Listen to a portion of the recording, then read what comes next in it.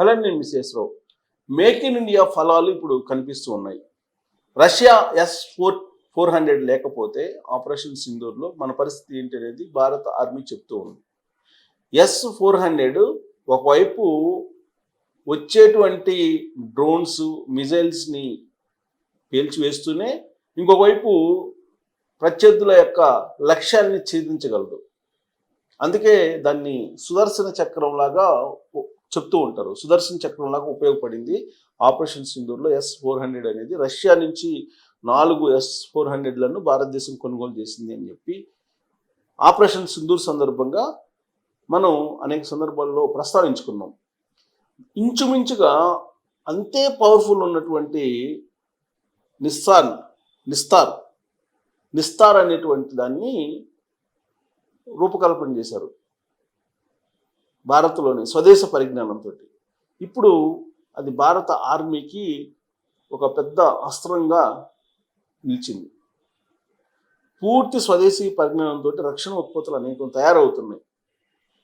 ఇప్పుడు దాదాపుగా గతం కంటే 40% రక్షణ ఎగుమతులు భారతదేశం నుంచి ఇతర దేశాలకు పెరిగాయి అనేది ఒక అచీవ్మెంట్, భారతదేశం సాధించినటువంటి ఒక అచీవ్మెంట్ కింద మనం చెప్పుకోవచ్చు. గతంలో యుద్ధ పరికరాలని, రక్షణకు సంబంధించినటువంటి ఆయుధాలని మనం ఇతర దేశాల నుంచి కొనుగోలు చేసేటువంటి వాళ్ళం. ఇవాళకు కూడా అత్యాధునికమైనటువంటి విమానాలు కానీ మిజైల్స్ని కానీ వీటిని మనం అమెరికా నుంచో లేదంటే రష్యా నుంచో ఫ్రాన్స్ నుంచో ఇలా కొనుగోలు చేస్తున్నాం. మనం రాబోయేటువంటి రోజుల్లో మనమే ఇతర దేశాలకి రక్షణ ఉత్పత్తుల్ని, యుద్ధ సామగ్రిని అమ్మే పరిస్థితికి మనం వెళ్ళబోతున్నాం. దానికి ఉదాహరణే ఈ నిస్తార్ అనేటువంటి దాన్ని పూర్తి స్వదేశీ పరిజ్ఞానంతో రూపకల్పన చేశారు. విశాఖ తీరం దగ్గర సముద్రంలో అది ప్రత్యక్షమైంది. ఈ నిస్తార్ అనేది ఏంటి, దాని ప్రత్యేకతలు ఏంటి అనేది తెలుసుకునేటువంటి ప్రయత్నం చేద్దాం. హిందుస్థాన్ నిస్తార్ దాని యొక్క స్పెషాలిటీ అనేది విశాఖపట్నం నౌకాదళ డాక్ యార్డ్లో దేశంలో తొలిసారిగా స్వదేశీ పరిజ్ఞానంతో రూపొందించిన diving support vessel INS Nistar లాంఛనంగా భారత నౌకాదళంలోకి ప్రవేశించింది. ఐఎన్ఎస్ నిస్తార్ విశాఖలో జరిగిన ఈ కార్యక్రమానికి కేంద్ర రక్షణ శాఖ సహాయ మంత్రి సంజయ్ సేథ్, నౌకా దళాధిపతి అడ్మిరల్ దినేష్ కే త్రిపాఠి హాజరయ్యారు. హిందుస్థాన్ షిప్ యార్డ్ లిమిటెడ్ ద్వారా నిర్మితమైన ఈ డీప్ సీ రెస్క్యూ నౌక ఆత్మనిర్భర్ భారత్ కార్యక్రమంలో ఒక మైలురాయిగా నిలిచింది. సో ఆత్మనిర్భర్ భారత్లో ఇది ఒక మైలురాయి అని చెప్తున్నారు. ఐఎన్ఎస్ నిస్తార్ ఏంటి అంటే వివరాలు, దీని పరిమాణం మరియు సామర్థ్యం అంటే సైజు, కెపాసిటీ. ఈ నౌక దాదాపుగా 10,000 టన్నుల బరువు, 118 మీటర్ల పొడవు కలిగి ఉంది.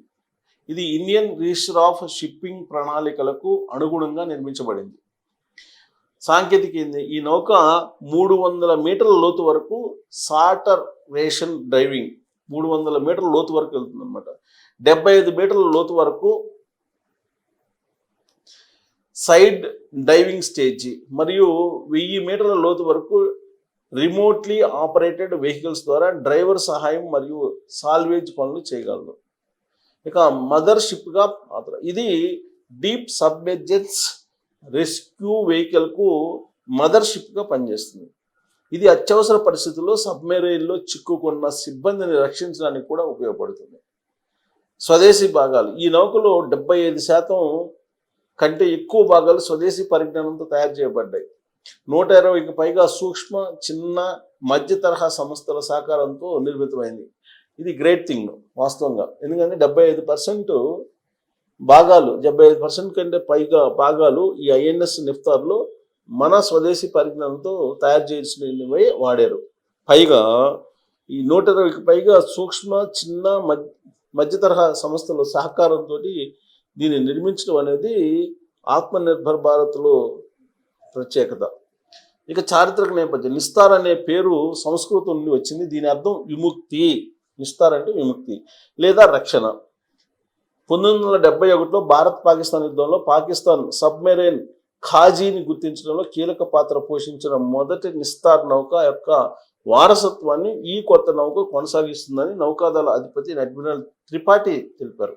ఆత్మనిర్భర్ భారత్ కోసం ఈ నౌక నిర్మాణం భారతదేశం యొక్క మేక్ ఇన్ ఇండియా కార్యక్రమానికి ఒక స్పష్టమైన ఉదాహరణగా నిలుస్తుంది.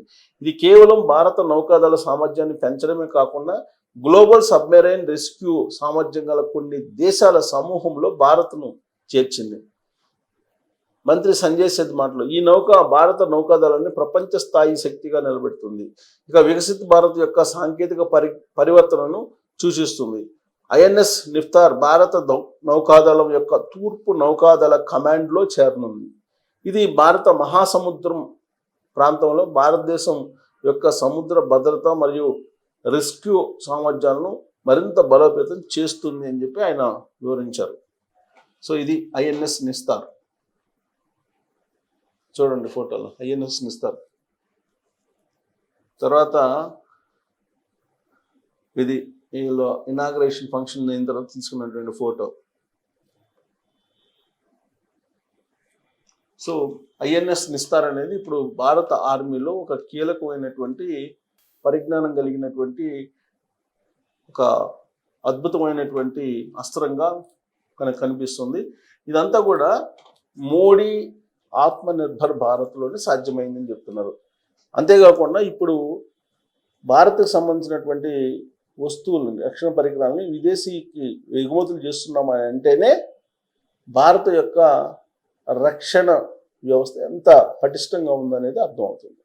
ఆపరేషన్ సింధూర్ తర్వాత భారత రక్షణ ఉత్పత్తులకు డిమాండ్ పెరిగింది. కారణం ఏంటంటే పాకిస్తాన్ భారత్ మధ్య జరిగినటువంటి యుద్ధం కాదు ఆపరేషన్ సింధూర్ అనేది. చైనా అమెరికాలను కూడా పైచేయిగా నిలిచింది భారత్ అని చెప్పి అనుకోవచ్చు. అలాగే తుర్కీ మీద కూడా పైచేయిగా నిలిచింది.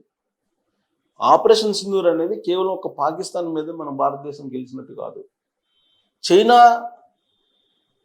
యుద్ధ సామాగ్రిని వాడినటువంటి పాకిస్తాను ఓడిపోయింది. అలాగే తుర్కీయే డ్రోన్స్ను వాడింది పాకిస్తాన్. కాబట్టి తుర్కీయే చైనా సంబంధించినటువంటి యుద్ధ సామాగ్రిని వాడినటువంటి పాకిస్తాను బాగా నష్టపోయింది భారత ఆర్మీ దెబ్బకు. భారత ఆర్మీ ప్రయోగించినటువంటి యుద్ధ సామాగ్రి రష్యాది ఎక్కువ భాగం. సో రష్యాకి సంబంధించిన యుద్ధ సామాగ్రితో భారతదేశం యుద్ధాన్ని చేసింది. పాకిస్తాన్ ఏమో తుర్కీయే అలాగే చైనాకు సంబంధించినటువంటి యుద్ధ సామాగ్రితో యుద్ధాన్ని చేశాయి. కాబట్టి భారతదేశం రష్యా యుద్ధ సామాగ్రి నాణ్యత గలవి, క్వాలిటీ గలవి అని చెప్పి తేలింది. దీంతో భారతదేశం యొక్క యుద్ధ సామాగ్రికి ప్రపంచవ్యాప్తంగా డిమాండ్ పెరిగింది. దాంట్లో భాగంగానే ఇప్పుడు ఐఎన్ఎస్ నిస్తార్ చూసిన తర్వాత అలాంటివి కావాలని చెప్పి ఇతర దేశాలకు సంబంధించినటువంటి వాళ్ళు కూడా అధ్యయనం చేస్తున్నారు. ఇదంతా కూడా ఆత్మనిర్భర్ లేదంటే మేక్ ఇన్ ఇండియా పథకాలు ఇచ్చినటువంటి ఫలితాలుగా మనం భావించవచ్చు. మరి ఐఎన్ఎస్ నిస్తార్ తూర్పు నౌకా దళంలో ఒక పెద్ద వెపన్గా చేరింది చేరింది. మరి ఇది రాబోయేటువంటి రోజుల్లో భారత ఆర్మీకి సంబంధించినటువంటి బలాన్ని పెంచేలాగా కనిపిస్తుంది. సో దీనికి సంబంధించి మీకేమైనా ఈ ఐఎన్ఎస్ నిఫ్తార్ గురించి సమాచారం ఉంటే ట్రోల్ చేయొచ్చు. Thank you.